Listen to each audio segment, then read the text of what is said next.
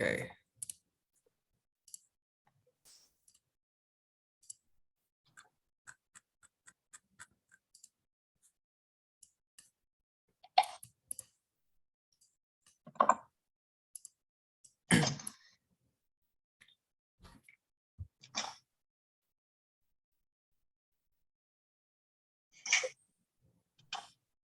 Hi everyone, we're Bruin builders, the UCLA representative team of attached house and start again. Read the wrong notes. Okay, my bad. Take a deep breath, guys. We got this. Okay, sorry. Hi, we're Bruin builders, representing UCLA with our attached housing project, Module Nature. I am Max, the team lead, and throughout the presentation, the speakers for architecture team are Gavin and Hayden. Along with speakers for engineering team are Sterling, Jared, Kaiji, Takeo, and Kenny. This will be the order of contents we will discuss for the presentation. Gavin. Thanks, Max. So we chose when we were looking at sites and for this project, we wanted to increase urban density, but also build on a lot that didn't have existing housing on it already to reduce impacts.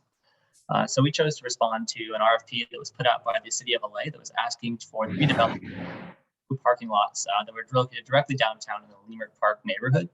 And here you can see an illustration of that neighborhood here on the left with some key landmarks and then the present day development. Next. Here you can see a view of downtown with the lots we selected located in blue. We chose a smaller portion of the lots just due to the parameters of the attached housing competition. And you can see the various kind of street views, shops along downtown, kind of the historic theater to the south, the Vision Theater, and the marketplace and park. Next.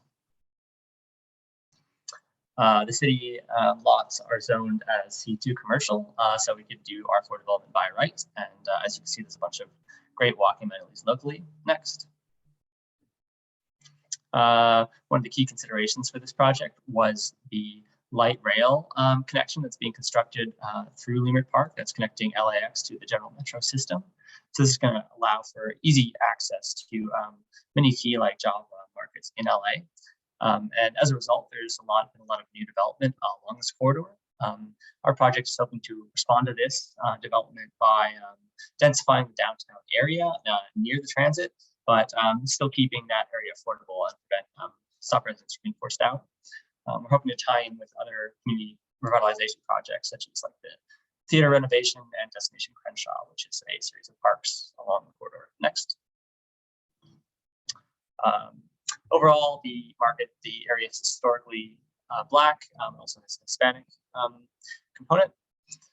The median household income is around $60,000, and an average one bedroom is renting for around $800,000. So there's definitely it's definitely rent impacted. We're looking to target low to medium income residents. At around 40K income, so rents at around $1,000 a month, and we hope to achieve this with a 3-year construction timeline and costs of around $300 a square foot. Next, the overall climate is mild. We're located in Southern California, but we do expect that temperatures will be increasing in the future, and especially larger heat waves will be becoming more frequent. Next. Our key design goals, above all, is affordability. We're hoping to keep the residents in this neighborhood.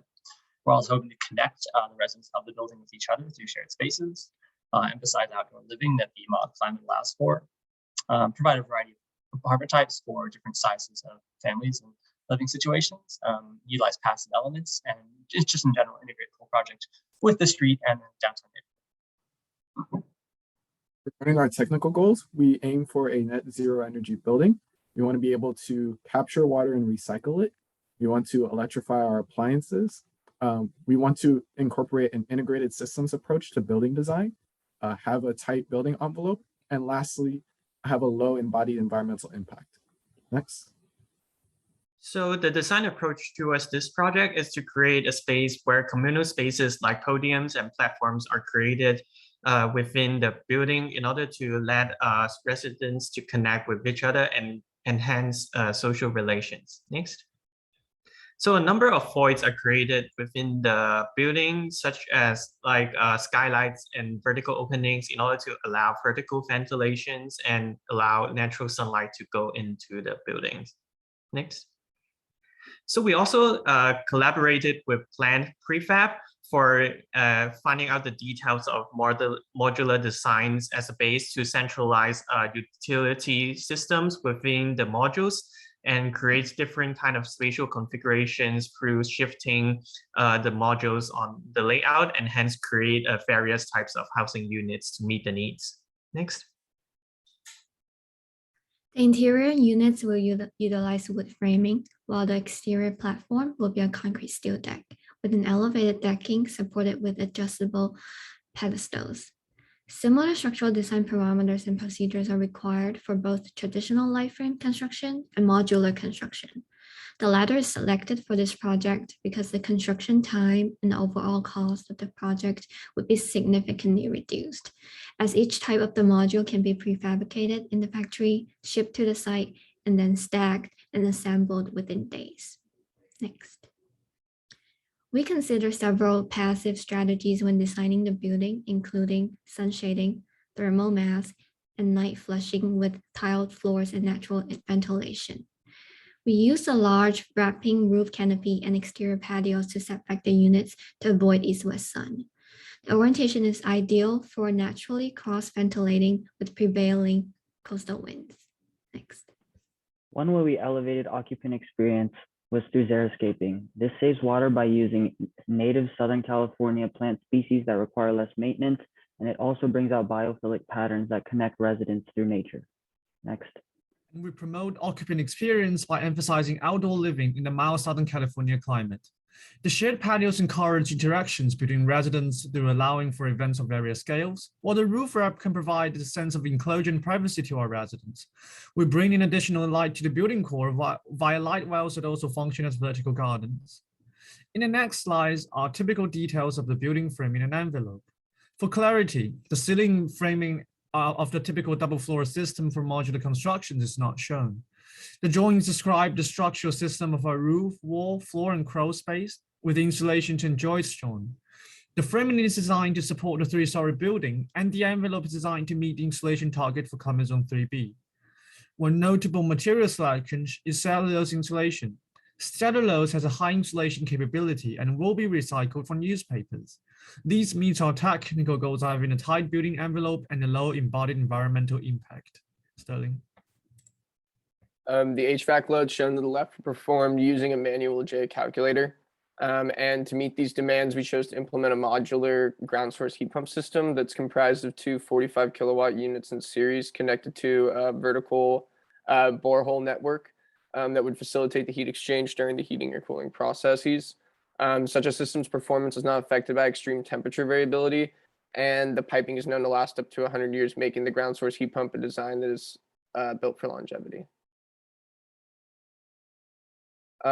Based on our calculations for yearly water consumption, we designed for 2 hydroleap units to operate in a cascading system by recycling gray water coming in from our showers and washers and using those to flush toilets. We determined that we would be saving close to 580 gallons a year of potable water. What's unique about this system is that it does not use filters or membranes in their recycling process. So it means that it does not require frequent replacement or cleaning. To the right, you can see a rendering of the solar panels on top of our building.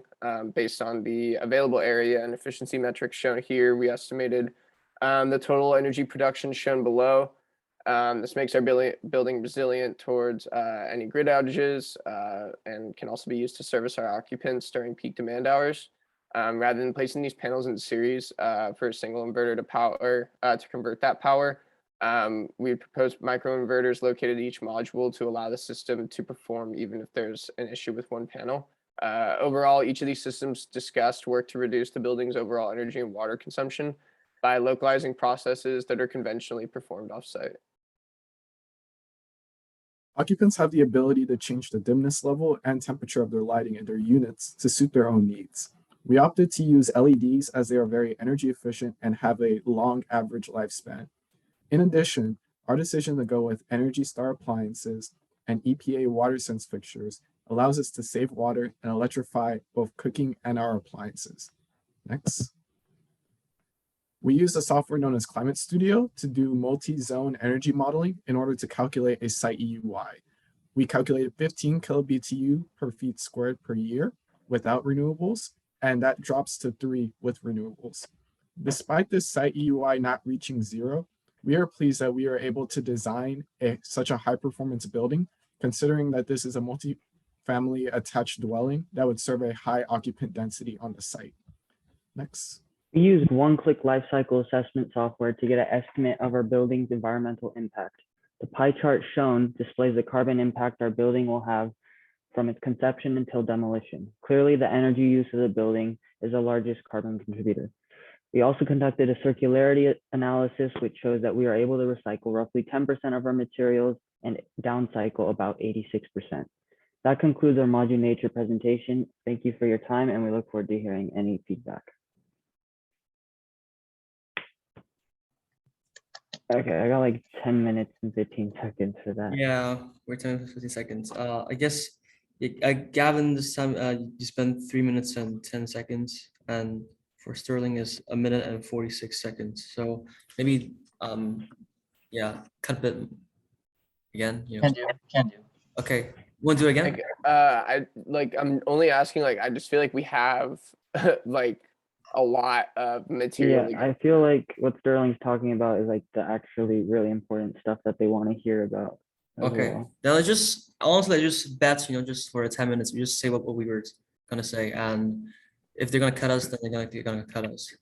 Yeah, I feel like that they're not. I feel like they're not going to do that. Like, I think that it won't exactly be detrimental if we. Okay. It'll just bleed over into the question time, which seems like there's a lot of that. So.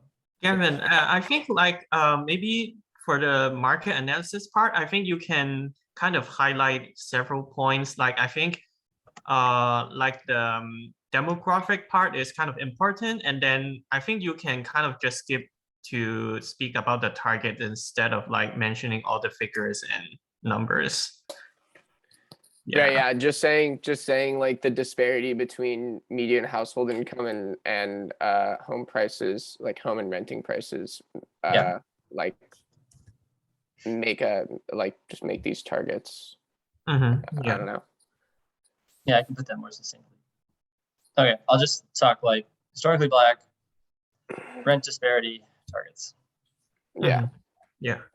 Yeah, and I mean, like, it is tough. Like, it's just like you don't want to like just skip over a slide and not say anything about it at this point, because like the slides are all there for. I mean, if we were to skip over a slide, it's probably the one just showing the past and present of the lot. You can just cut down on that one if we really are struggling to find things we can cut out. Yeah, I'll get it done. Okay, want to do it again? I had one note for, I guess, Takeo. I was just looking at the like the life cycle assessment, and it has like 0 for transportation. I bet they might ask about that just because. I mean, I can talk about that if they ask about it. Okay, you got something to say? Yeah, because like I don't know if they expected us to source like every material. Like we'd have to actually. I think that's a little. Yeah, we'll just say we didn't take. I can answer that. Yeah. Transport for each of the materials or the modules, but they are manufactured relatively close by. Okay, one last time. Okay, let's do it.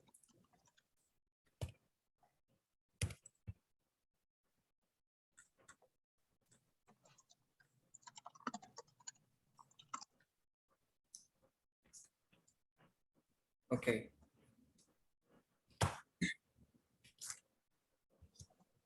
Hi, we're Bruin Builders, representing UCLA with our attached housing project, Module Nature. I am Max, the team lead, and throughout the presentation, the speakers of the architecture team are Gavin and Hayden, along with speakers for engineering team are Sterling, Jared, Kaiji, Takeo, and Kenny. And this will be the order of contents we will discuss for the presentation. Gavin. Thanks, Max.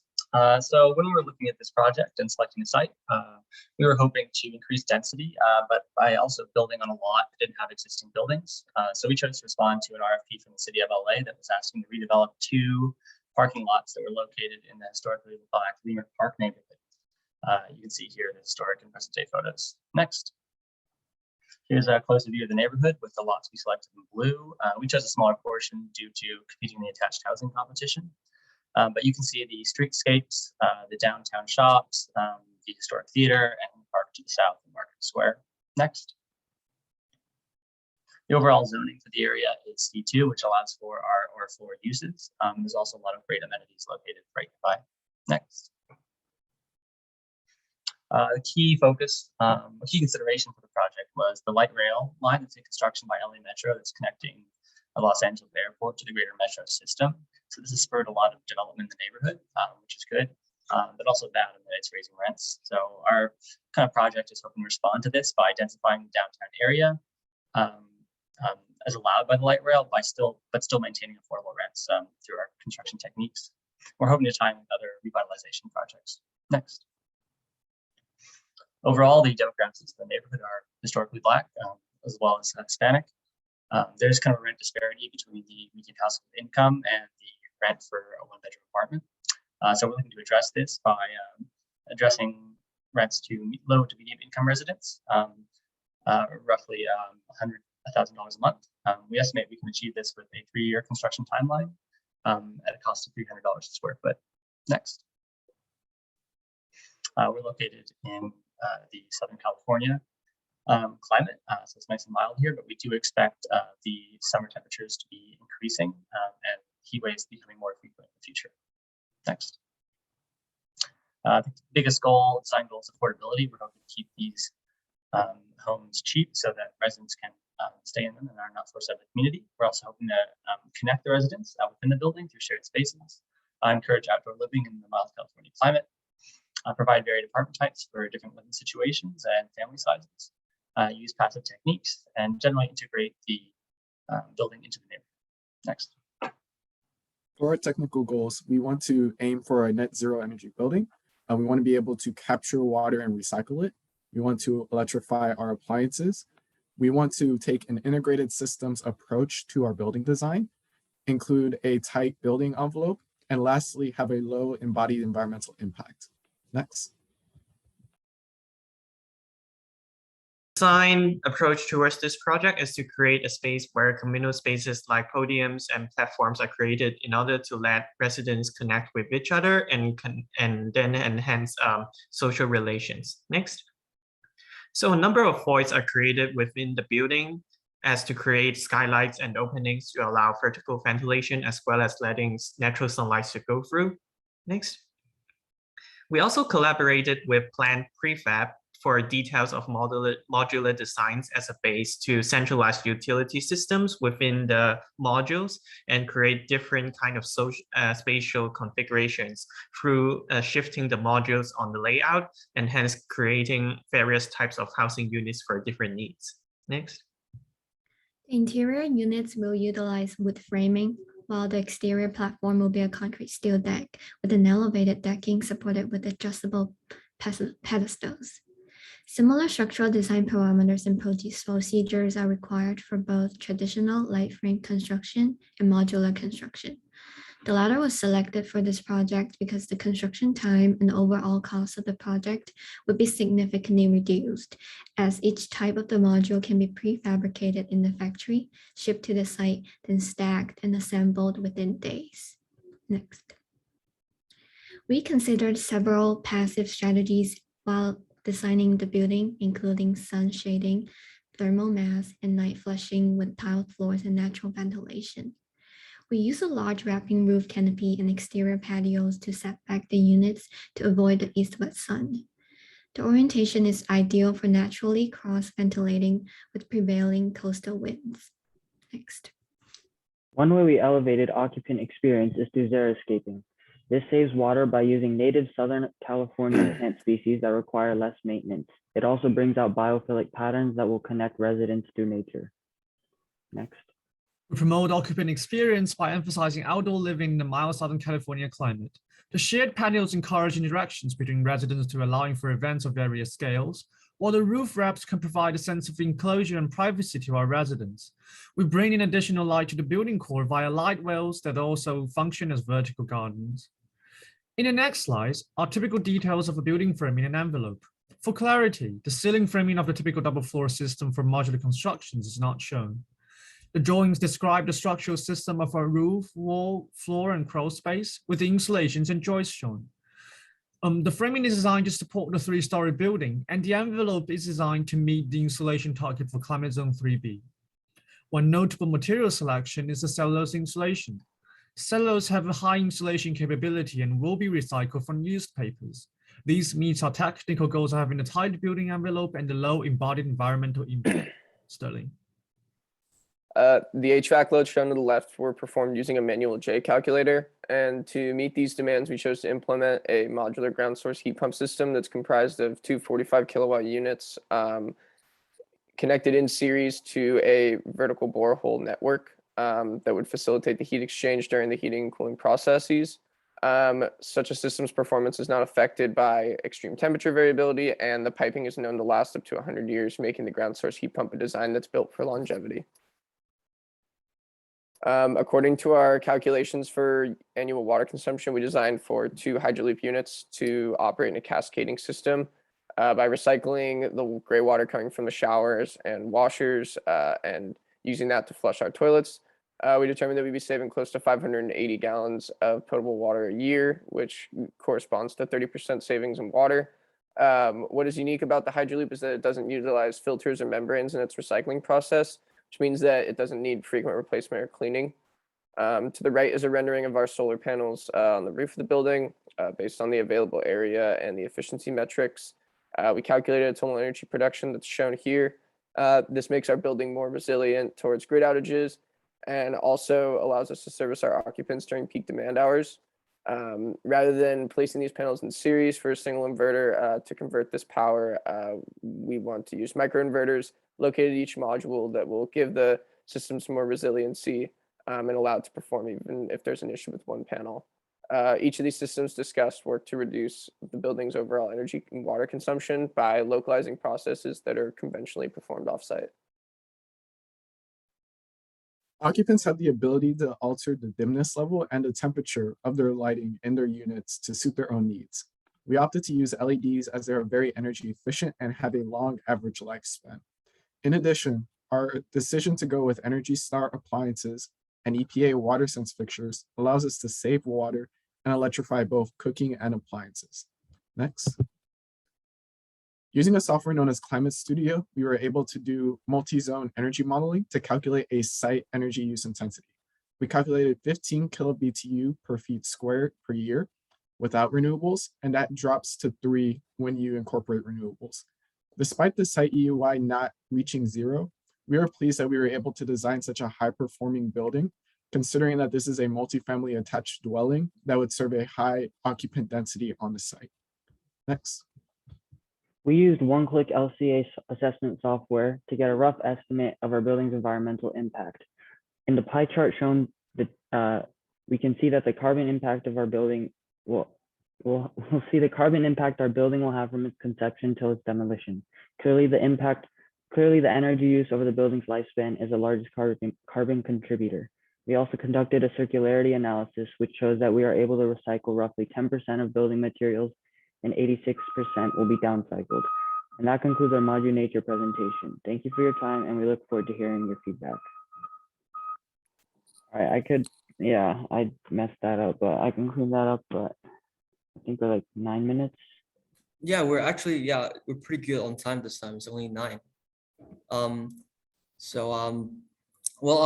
Just a few comments, like who didn't like mute their microphone, because there's like a few parts when like there's like and then it's like it blocks someone's was it like construction noises?